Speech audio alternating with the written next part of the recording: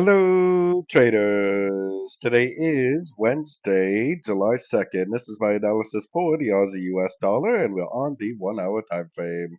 So a lot of the dollar pairs definitely did turn down pretty significantly. The Aussie dollar really hasn't turned down that hard. We have what I think is a very perfect five waves up right here. So I got my Fibonacci retracement on that five waves. If we get any kind of a 1, 2, 3 pattern to any one of these fib levels, and then like an engulfing turn to the upside, I definitely would continue to look for longs.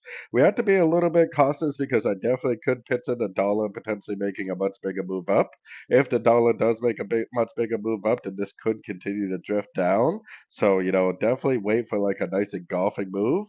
If for whatever reason it does go down and take out this low right here, then that would definitely change my daily time frame from being up to being down. And that would definitely cause me to be turn into a more long-term seller.